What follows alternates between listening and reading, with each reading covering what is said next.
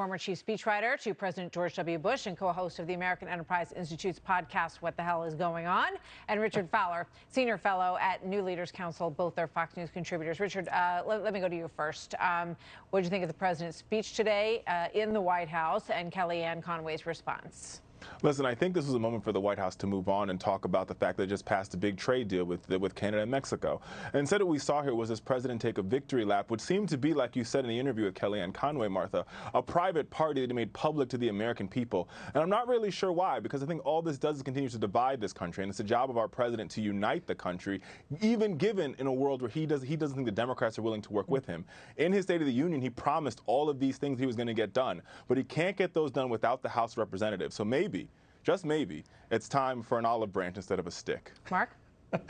Uniting the country by impeaching the president. The Democrats have done a great job of uniting. Look, I think the president is bitter, and he's got reason to be bitter and angry. I think Nancy Pelosi is bitter and angry as well, because the impeachment was an absolute disaster. Put aside the rhetoric, just the objective measures. The Gallup poll that came out in October, when the impeachment inquiry started, 39% approval for Donald Trump. Today, 49% in Gallup, the highest he's ever had. So a 10-point rise in approval as the trial was taking place. The people who said he shouldn't be removed from office were 46% at the start. They're now 52%.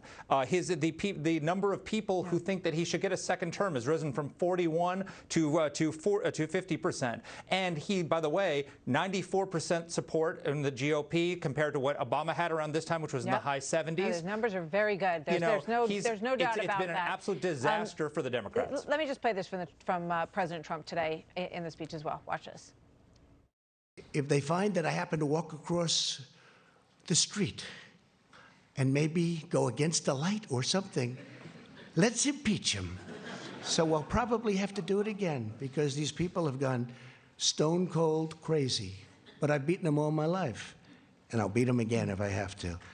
Richard, is there exhaustion on the side of Democrats for this effort? And is there a feeling that it would be more productive to not keep going with all these investigations? Listen, that argument's very. I sympathize with that argument. I think there's some truth to that. I think, with that being said, for this president to compare what happened with his call with the Ukrainians to him crossing the street is a little bit like comparing apples and oranges here. There was definitely some wrongdoing in this call. I think even a lot of Republicans will admit that, right? Did it lead? Was it impeachable? Did it get him out of office? Or should it have ever gotten to this whole process? Is a very legitimate question. That's exactly right. There comes a time in every president's career and every president's sort of legacy where they say, now is the time for me to focus on civility. Now is the time for me to focus on being a moral leader. The president haven't found any of those things at this point in time, even after being impeached. There's no contrition here whatsoever. Richard, she just tore up his State of the Union address on national television. But he's still the president of the United States, Mark. I mean, there's one of those. It doesn't matter. She broke with the protocol. You know what? She wouldn't say the words. In order for that to happen, the dynamic in some material way has to change, but these two are going to keep going at each other. There's no doubt about it. So over the next 9 months, the focus turns to the election, and we'll see what happens here. Thanks, you guys. Good to see you both tonight. Good to see you, Martha. So President Trump today